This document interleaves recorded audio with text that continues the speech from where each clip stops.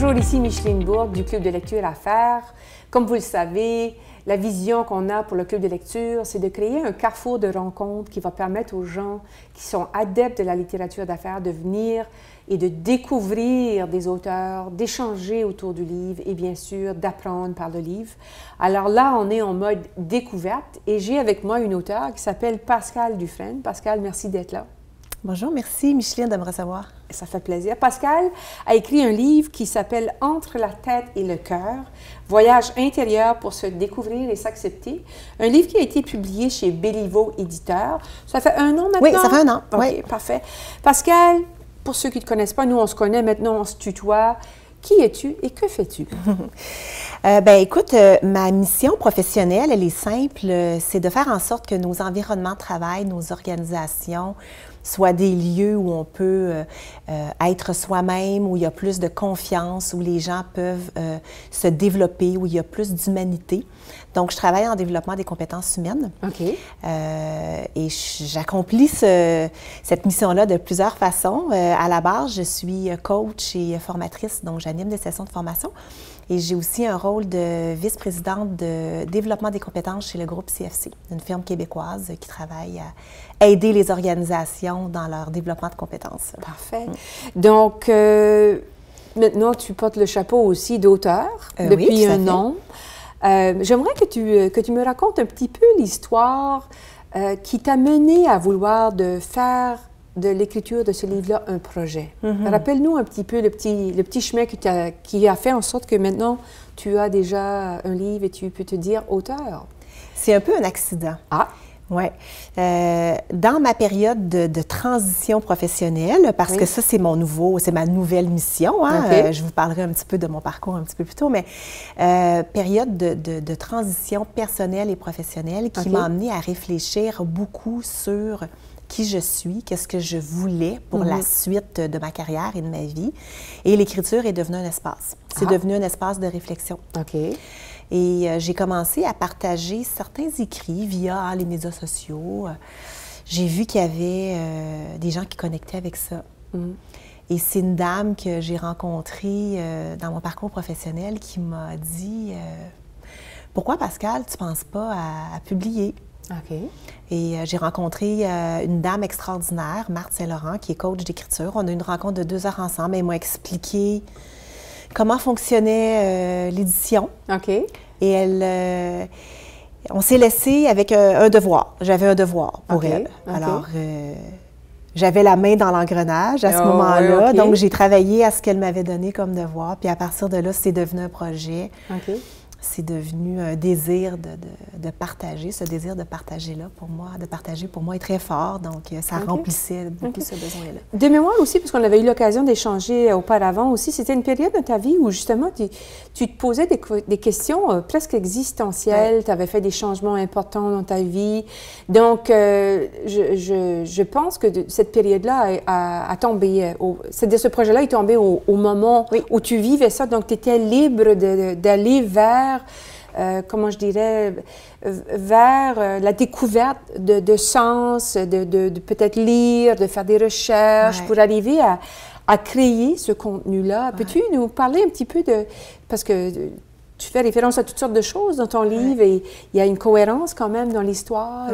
Et je pense que le mot « sens » était important pour toi d'avoir un sens dans ce qu'on fait et tout ça. Est-ce que j'ai tort, non? Pas du tout, Micheline, c'est exactement ça. En fait, au début de la quarantaine, malgré une belle carrière, mes enfants, du succès, un certain succès professionnel, il manquait quelque chose. Il manquait un ingrédient et c'est le sens. C'est justement ce que tu nommes, qui a fait en sorte que je me suis mis à me questionner sur qu'est-ce qui me procure du sens, qu'est-ce que je veux, et à cette question-là, qu'est-ce que je veux, venait une autre question, qui suis-je? Oui. Et en fait, comment ça s'est fait, c'est que je croyais qu'il fallait que je me dépouille matériellement pour pouvoir changer ma vie. Alors, c'est ce que j'ai fait. J'ai tout vendu. J'ai vendu ma maison, ma voiture, je suis déménagée dans un petit appartement, page blanche, on part à zéro. C'est le début de la quarantaine. Alors, j'ai gardé mes 2 préados. Ça, c'est resté. Le reste, tailleur, talons hauts, sac à main, tout ça, j'avais plus rien. Alors, et là, il fallait que je me réinvente. Oui, c'est ça. Et donc... Ton livre, c'est ça, c'est un livre de transformation. Oui. C'est un livre qui nous amène à réfléchir à ça et aussi se le permettre. Oui. Parce que quand on fait des décisions comme tu as fait, je ne sais pas, premièrement, c'est pas tout le monde qui a le courage de les faire, quoiqu'il y a probablement beaucoup de monde qui voudrait faire un choix comme ça, puis dire, quand je me donne une nouvelle chance, je pars à neuf et tout ça. Ton livre, c'est un livre qui incite à la transformation. Oui, c'est pour ça que je l'ai appelé un voyage. Okay. Ce n'est pas un livre où on va trouver des outils, méthodes magiques 1, 2, 3 pour changer de vie. C'est pas ça du tout, c'est plutôt l'inverse. Okay. C'est plutôt un espace de réflexion, de douceur, où on peut vraiment prendre le temps.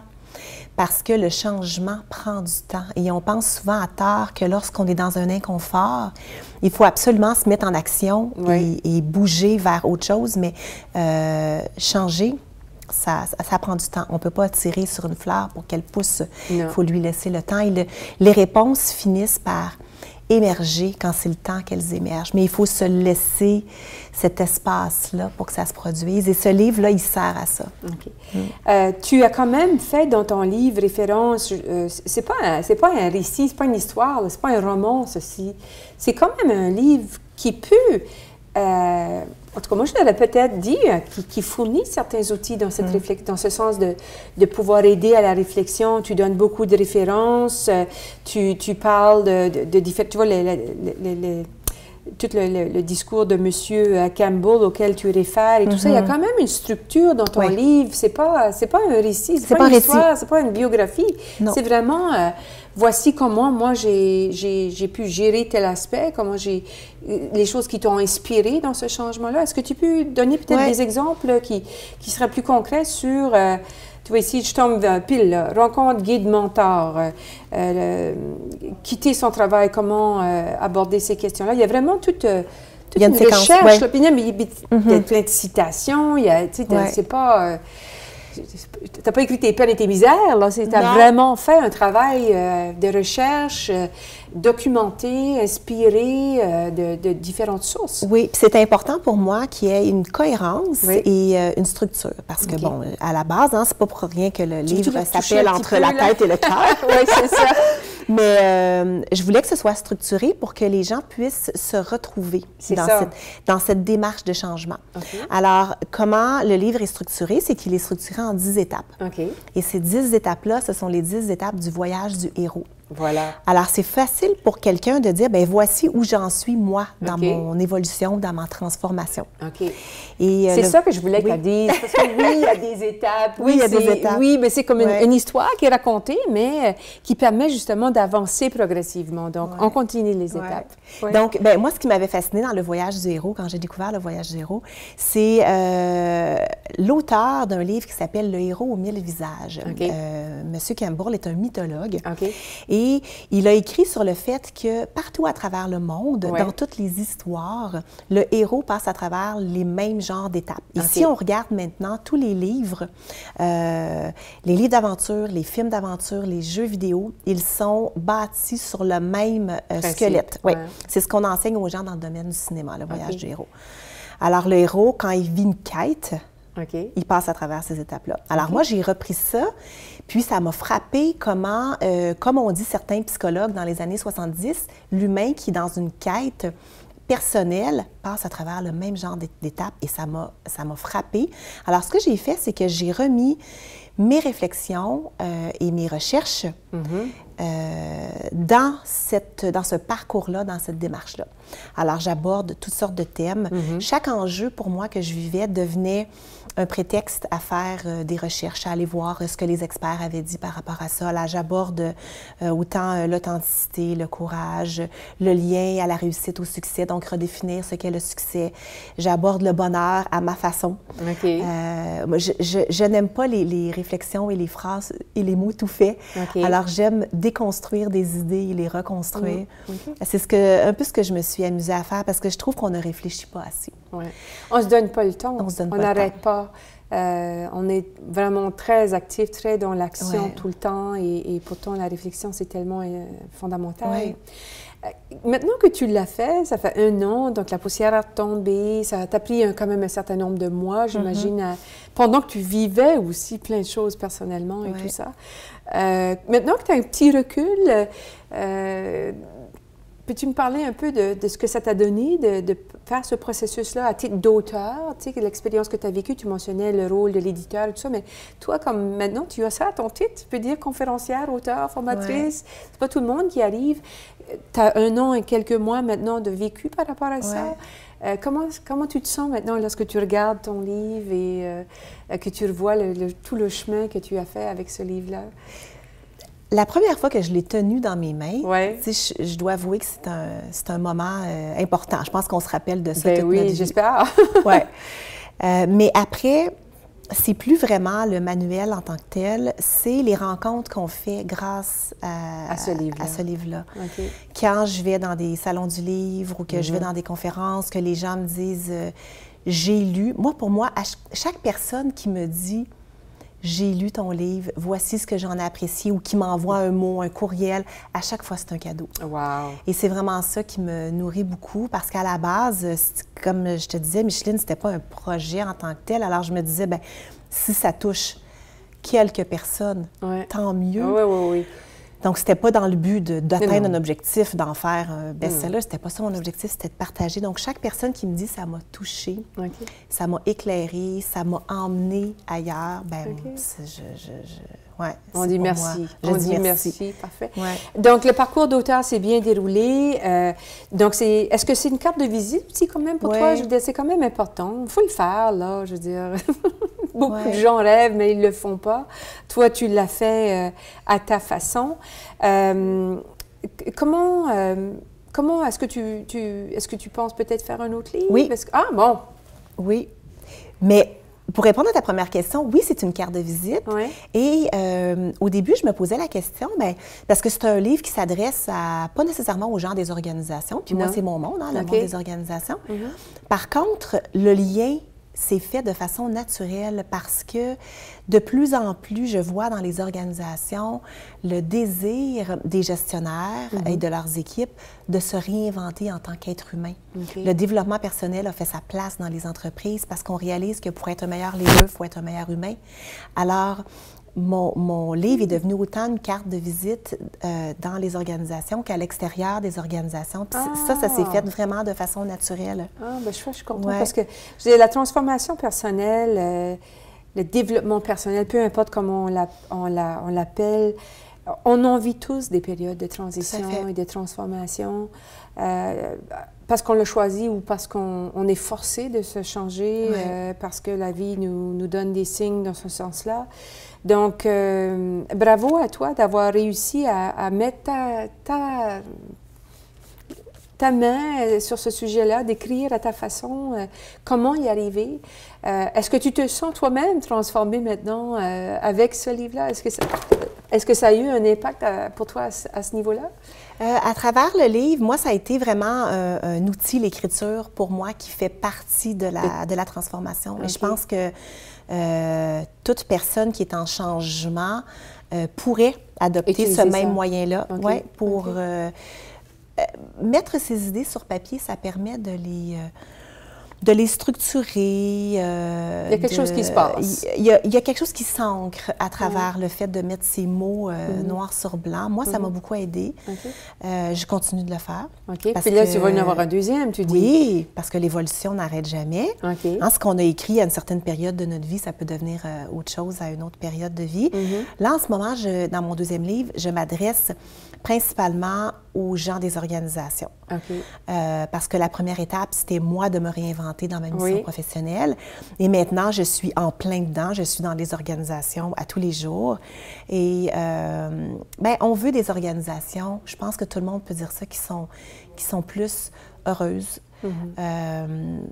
On veut moins de souffrance dans les organisations, on veut plus de sens, mais il y a des défis autour de ça. Comment est-ce qu'on peut trouver cet équilibre-là entre le sens la bienveillance, la performance, ça tout rime, sens, performance, bienveillance.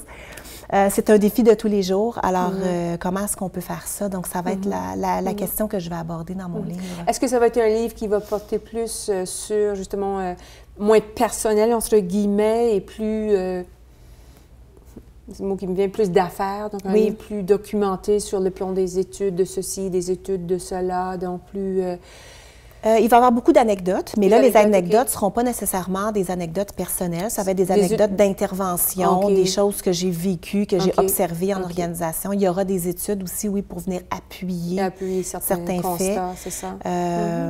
Et ça va s'adresser autant aux employés qu'aux gestionnaires parce que c'est la responsabilité de tous de faire ces changements-là, selon moi, dans les organisations. Juste pour revenir à notre livre qu'on a maintenant, en attendant l'autre, à qui est-ce qu'on le donne? Si je fais un cadeau, à qui est-ce que je donne ce livre-là? Faut pas se cacher que ce genre de livre-là s'adresse, on peut dire, principalement aux femmes. Hein? On dit que les femmes sont plus enclins à acheter ce genre de livre-là. Par contre, il y a beaucoup d'hommes qui ont lu mon livre aussi, puisque ce qu'ils ont aimé autour du voyage du héros, il y a un certain côté fantastique, puis ils ont été surpris de constater qu'ils ont été pris dans cette, même si c'est pas un récit, hein, dans cette histoire, dans ce cheminement, puis ils ont dit, je m'attendais pas à ça, mais j'ai été captivée, ça m'a parlé, parce que tout le monde vit des changements. Des voyages du héros, on en vit plusieurs dans notre vie, même on peut en vivre plusieurs en même temps. Alors, je vous dirais que, à quelque part, là, à partir de notre milieu de vie professionnelle, là, on commence à avoir ce genre de questionnement-là. Ceux qui sont au début de leur vie professionnelle, de plus en plus les jeunes se posent ce genre de questions-là aussi par rapport au sens. Alors, toute personne interpellée par le fait de contribuer, de trouver un sens à sa vie professionnelle sera certainement une bonne personne. Bon, on te souhaite quand même une belle longue vie à ton livre. Hein? C'est pas le genre de livre dont le contenu va être périmé rapidement. Je pense que c'est un contenu qui va être durable pendant un bon moment. Alors, on souhaite bonne route, bon voyage entre la tête et le cœur de Pascale Dufresne, un voyage intérieur pour se découvrir et s'accepter. Donc, toute la question de trouver un sens à sa vie, de pouvoir aussi se donner le droit de se transformer, de se donner le droit de prendre un moment de réflexion pour soi, pour pouvoir mieux orchestrer les phases subséquentes dans sa vie. Donc, bonne lecture à tous. Merci. Édition Béliveau, disponible comme en librairie ici, Renaud-Bré et ailleurs. Donc, merci Pascale. Tu reviendras nous voir lors du deuxième. Avec plaisir. Merci.